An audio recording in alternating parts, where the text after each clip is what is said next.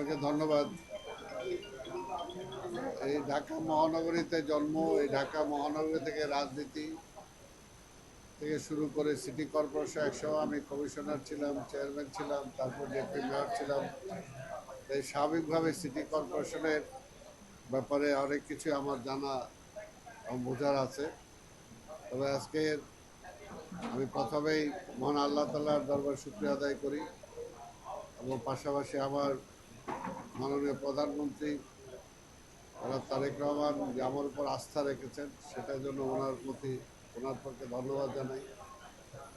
পাশাপাশি এটা বলবো যে দলের ম্যান্ডেট আমি পেয়েছি, এখন জনগণের ম্যান্ডেটের জন্য আমাকে কাজ করতে হবে, যাতে আগামী দিনে জনগণের কাছে থেকে জনগণের সুযোগ সুবিধায় যতটুকু সম্ভব সেগুলো চেষ্টা করে, অভাব অভিযোগ যেগুলো আছে সেগুলোকে যত দ্রুত সম্ভব সেগুলোকে কার্যকর করা, করে জনগণের মন জয় করাই হবে এখন আমার প্রধান কাজ।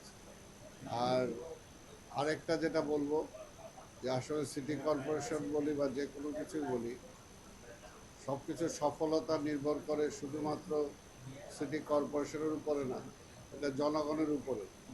আর জনগণ যদি সচেতন হয় তাহলে দেখা যাবে অর্ধেক সমস্যার সমাধান হবে, আর বাকি বাকি অর্ধেক সিটি কর্পোরেশন করবে।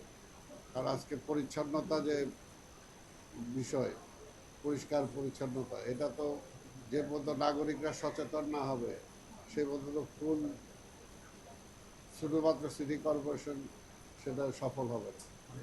ঠিক তেমনিভাবে আজকে মশা নিধন বলি, আজকে ঢাকার ট্রাফিক সমস্যা বলি, আজকে ঢাকার বিভিন্ন দ্রব্যমূল্যের যে অবস্থা সেগুলোর কথা বলি, সব কিছুতেই ইনশাল্লাহ আমি চেষ্টা করব প্রশাসন সহ বিভিন্ন সেক্টরে যারা দায়িত্বে আছেন তাদের সাথে আলোচনা করে সিটি কর্পোরেশনকে ইনভলভ করে কীভাবে এই সমস্ত সমস্যাগুলো দ্রুত চিহ্নিত করে সমাধানের দিকে এগোনো যায় সেটা আমি চেষ্টা করি।